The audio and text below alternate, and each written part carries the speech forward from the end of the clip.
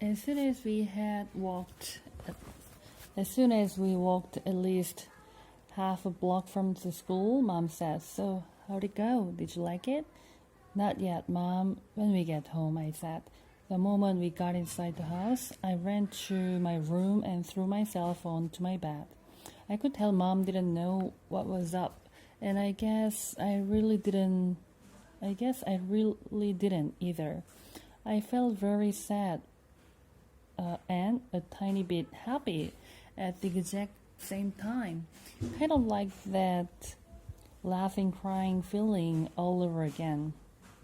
My dog Daisy followed me into the room, jumped onto jumped on the bed, and started licking me all over my face. Who's a good girlie? I said in my dad voice. Who's a good girlie? Is everything okay, sweetness? Mom said. She wanted to sit down beside me, but Daisy was hugging the bed. Excuse me, Daisy, she sat down, nudging Daisy over. Were those kids not nice to you, Augie? Oh no, I said, only half lying. They were okay. But were they nice? Mr. Tushman went out of his way to tell me what sweet kids they are. Mr. Tushman went out of his way to tell me what sweet kids they are. Uh-huh, I nodded, but I kept looking at Daisy, kissing her on the nose and rubbing her ear until her back leg did that little flea scratch shake. That boy Julian seemed especially nice, Mom said. Oh no, he was the least nice. I liked Jack, though. He was nice. I thought his name was Jack Will, but it's just Jack. Wait, maybe I'm getting them confused. Which one was the one with the dark hair that was brushed forward? Julian. And he wasn't nice? No, not nice. Oh, she thought about this for a second. Okay, so is he the kind of kid who's one way in front of grown-ups and another way in front of kids? Yeah, I guess. Hate those, she answered, nodding. He was like, So August, what's the deal with your face? I said, looking at Daisy the whole time. Were you in a fire or something? Mom didn't say anything. When I looked up at her, I could tell she was completely shocked. He didn't say it in a mean way. I said quickly, he was just asking. Mom nodded. But I really like Jack. I said. He was like, Shut up, Julian. And Charlotte was like, You're so rude, Julian. Mom nodded again. She pressed her fingers on her forehead, like she was pushing against a headache. I'm so sorry, Augie, she said quietly. Her cheeks were bright red. No, it's okay, Mom, really. You don't have to go to school if you don't want, sweetie. I want to, I said. Augie, really, Mom, I want to, and I wasn't lying. First day jitters. Okay, so I admit that the first day of school, I was so nervous that the butterflies in my stomach were more like pigeons flying around my insides. Mom and Dad were probably a little nervous too, but they acted all excited for me, taking pictures of me and Via before we left the house since it was Via's first day of school too. Up until a few days before, we still weren't sure I would be going to school at all. After my tour of the school, Mom and Dad had reversed sides on whether I should go or not. Mom and Dad had reversed sides on whether we should go or not.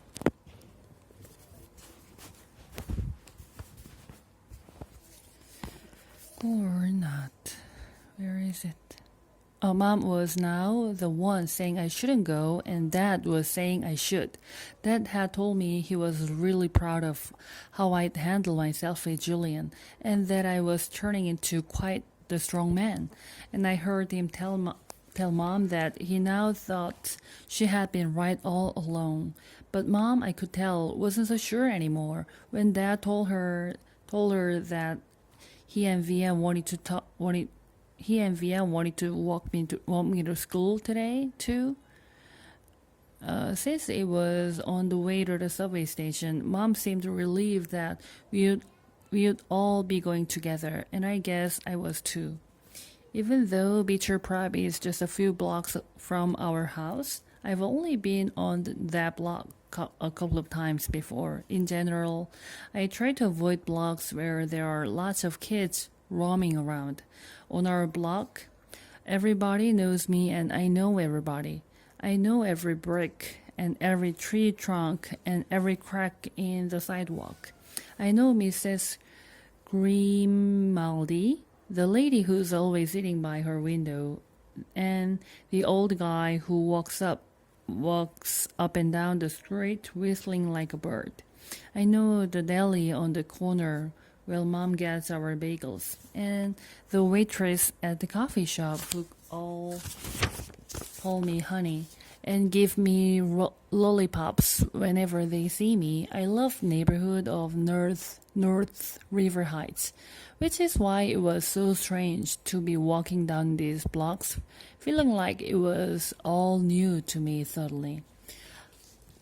MS Fort Avenue, a street I've been down a million times, looked totally different for some reason.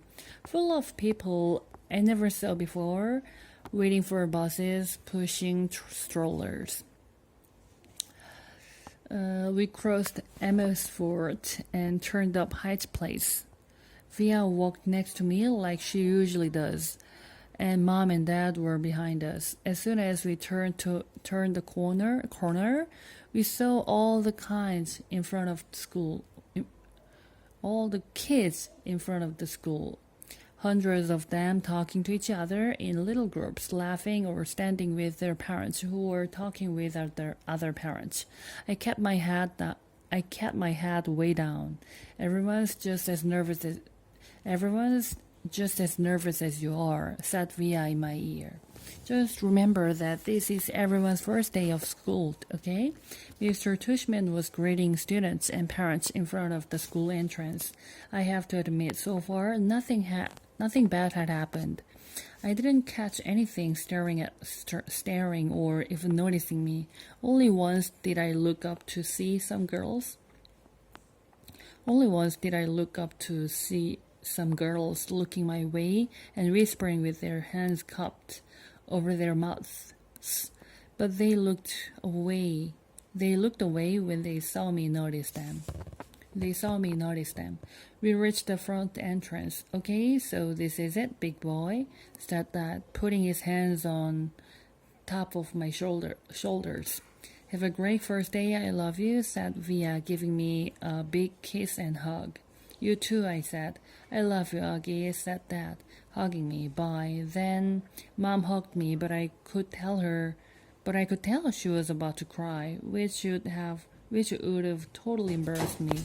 So I just gave her a fast, hard hug, turned and disappeared into the school. Locks. I went straight to the room 301 on the third floor. Now I was glad I'd gone on that little tour because I knew exactly where to go and didn't have to look up once. I noticed that some kids were definitely staring at me now. I did my thing of pretending not to notice. I went inside the classroom and the teacher was writing on the chalkboard while all the kids started sitting at different desks. The desks were in a half circle facing the chalkboard, so I chose the desk in the middle toward the back, which I thought would make it harder for anyone to stare at me. I still kept my head way down, just looking up enough from under my bangs to see everyone's feet.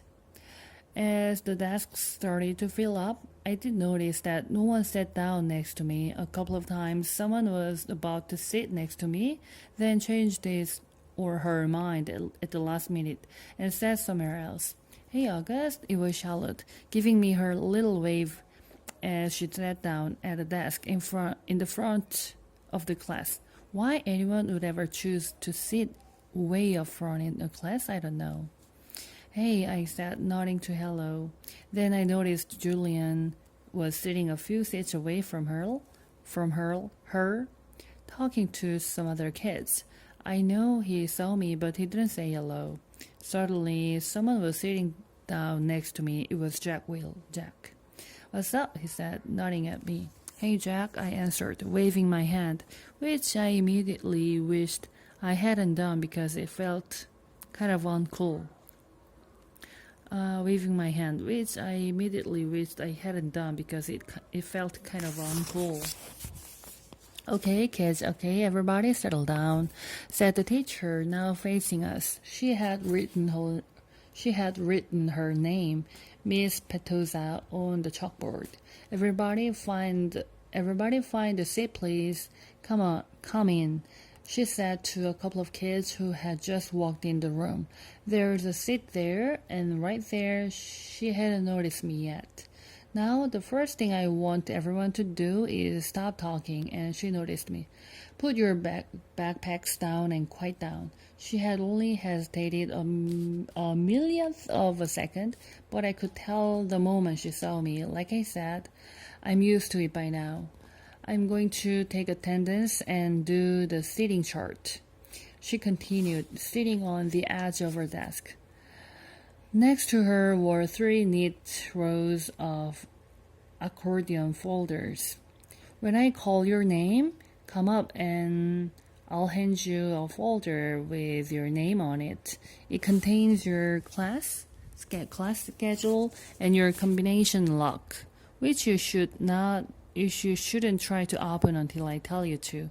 Your locker number is written on the class schedule. Be forewarned that some lockers are not right outside this class, but down the hall. And before anyone even thinks of asking, no, you cannot switch lockers and you cannot switch locks.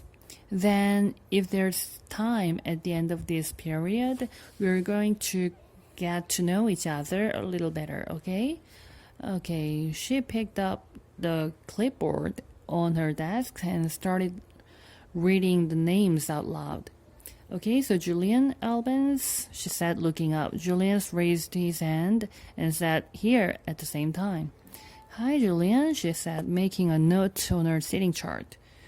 She picked up the very first folder and held it out toward him. Come pick it up, she said. Kind of nonsense. He got up and took it from her. Come pick it up.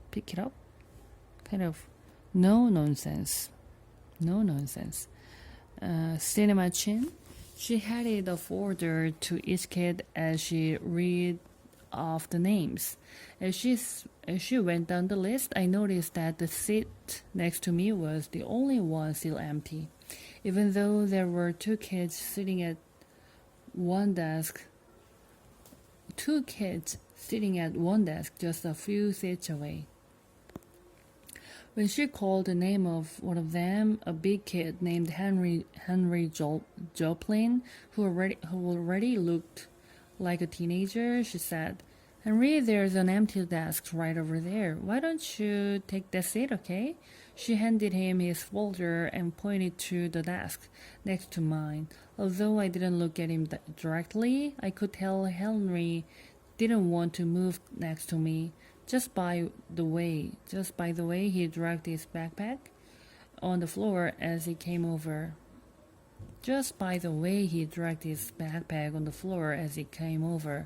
Like he was moving in slow motion. Then he plopped his backpack up really high on the right side of the desk. So it was kind of like a wall behind his desk and mine. Then he plopped his backpack up really high on the right side of the desk. It was kind of like a wall between his desk and mine. Mara Marquich, Mrs. Petosa was saying. Here, said a girl about 4 desks down from me. Miles Nuri? Here, said the kid that had been sitting with Henry Joplin. As he walked back to his desk, I saw him shoot Henry a pool you look." "August Pullman," said Miss Petosa. "Here," I said quietly, raising my hand a bit. "Hi, August," she said, smiling at me very nicely when I went up to get my folder. I kind of felt everyone's eyes burning into my back. For the few seconds I stood in front of the class, and everybody looked down when I walked back to my desk. I resisted spinning the combination when I sat down. Even though everyone else was doing it. Because she had specifically told us not to. I was already pretty good at opening locks anyway, because I've used them on my bike. Henry kept trying to open his lock, but couldn't do it.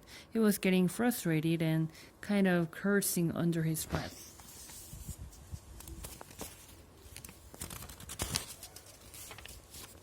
Miss Petosa called out the next few names. The last name was Jackwill.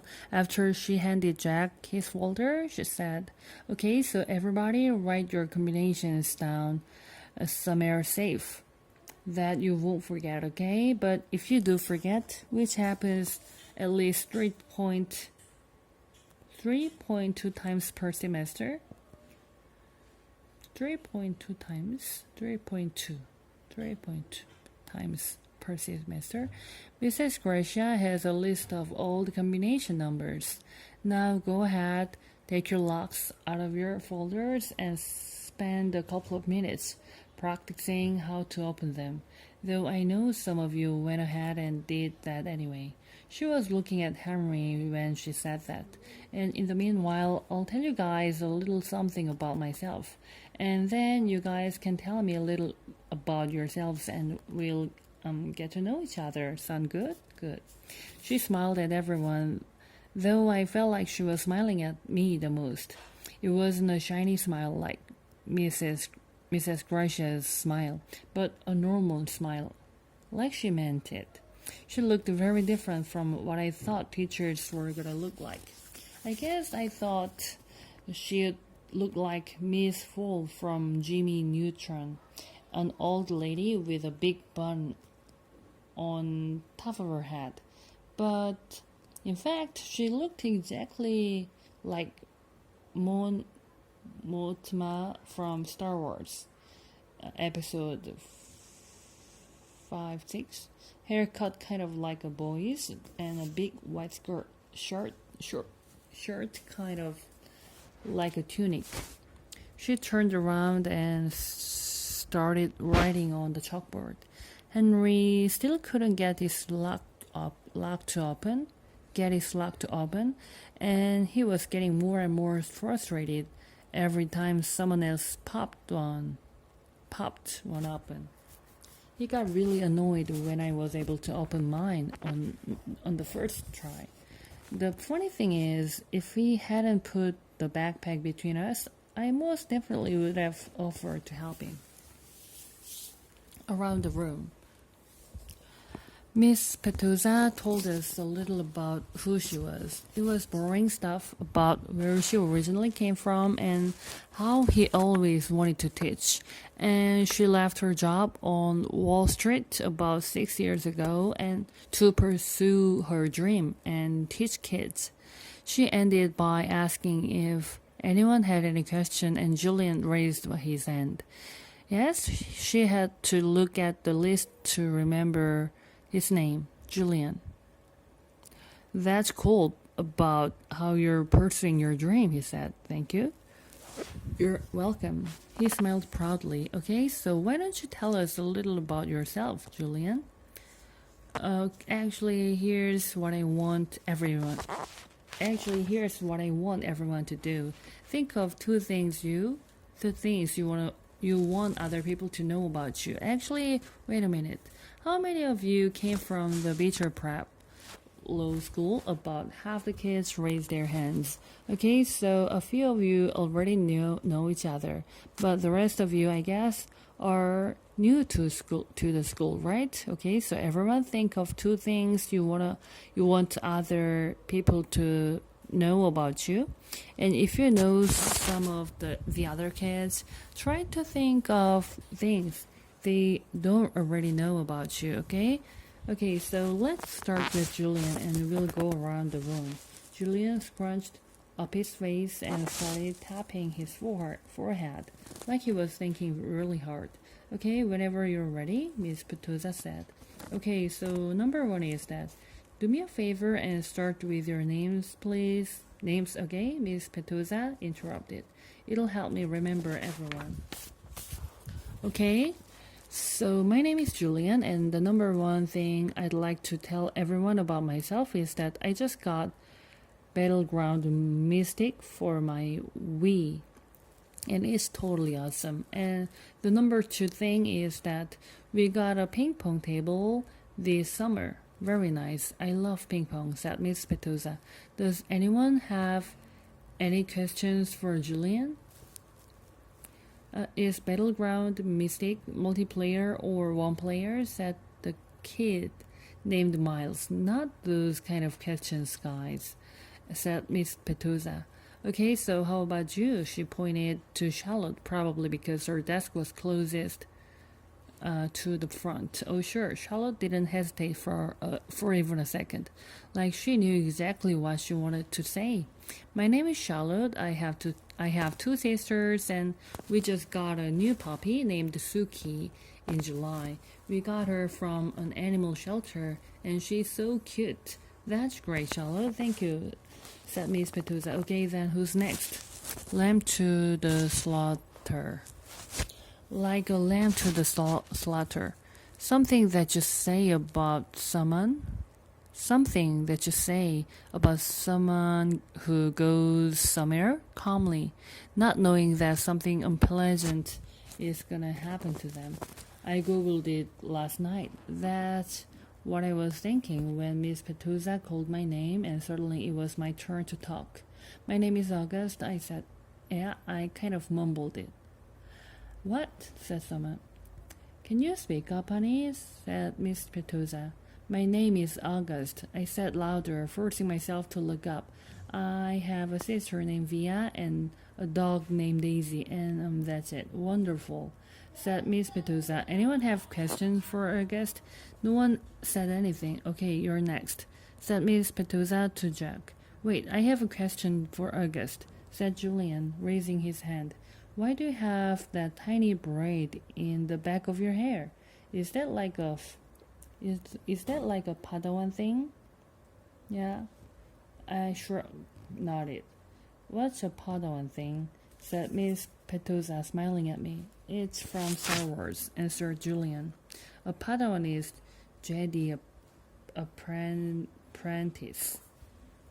Oh, interesting, answered Mr. Petuza, looking at me. So, are you into Star Wars, August? I guess I nodded, not looking up because what I really wanted was to just slide under the desk.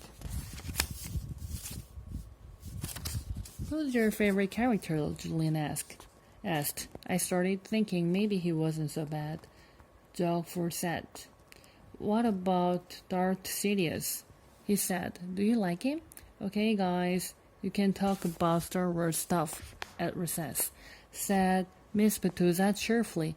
But let's keep going. We haven't heard from you yet, she said to Jack.